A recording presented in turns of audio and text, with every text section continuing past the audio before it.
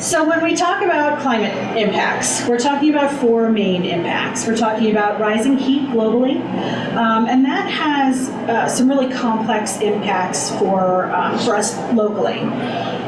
We're seeing a lot of precipitation changes. We're seeing more of our rain coming down as heavy downfalls, concentrated into short duration storms rather than having it sprinkled, pardon the pun, throughout the year. And that is causing more flooding and more drought. The heat itself is an issue because we're going to see more heat waves. And again, climate change is really affecting the extremes. We're still going to see the same seasonal changes that we're seeing today. We're still New England, but we're going to have more of those heat waves of 90-degree plus days during the summer. We're seeing sea level rise, less of an issue here in Stoughton, but it's certainly affecting our coastal communities, affecting storm surges and flooding along the coastline, erosion of beaches. And finally, we're seeing more windstorms. So more of those thunderstorms and nor'easters that are causing wind damage. So what does that mean for people? If this one moves forward. Sorry. Technology is so great. Yeah, except I need to. Yep, the mouse won't work. All right, well, that was working for a while. So just the next slide. Yeah. So heat. As heat rises, this is going to have an impact on certain segments of society more than others. It's going to exacerbate medical conditions, particularly respiratory conditions. Youth and the elderly are particularly impacted by this. Anybody who works outdoors is going to have trouble. This further is going to have consequences of lost work days.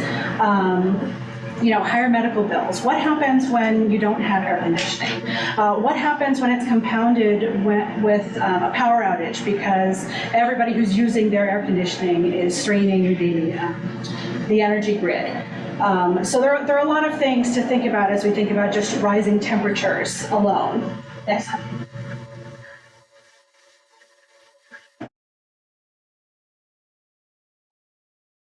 And I'm going to pause here for a second and just emphasize that this isn't affecting everybody the same. Local temperatures in an area that's much more developed, with more paved surfaces, with fewer trees, are going to be warmer than on a leafy, suburban development.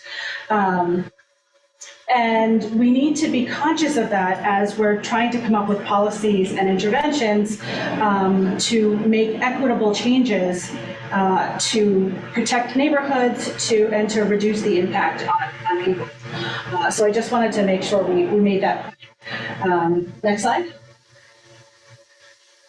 So back to some of the impacts.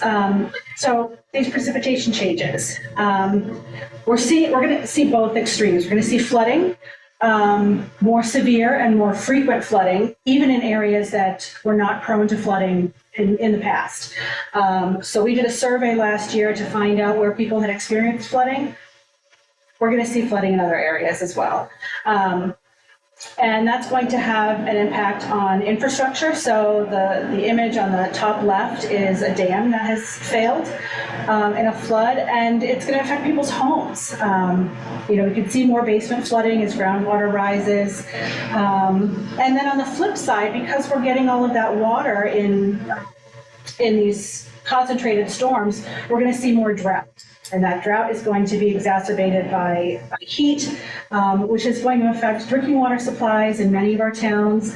It's going to affect the supply of water for public safety, firefighting activities, for example, and for recreation.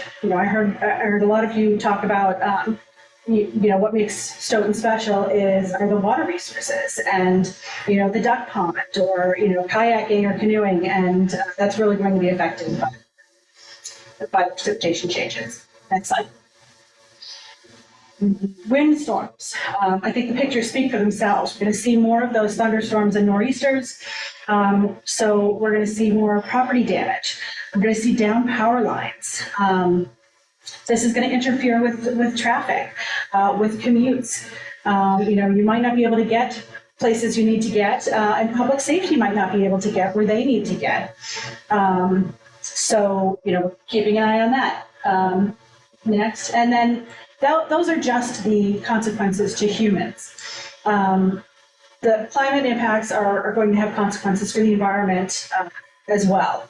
So again, we see drought, exacerbated heat, killing the fish, reducing the oxygen levels for aquatic wildlife, concentrating pollution.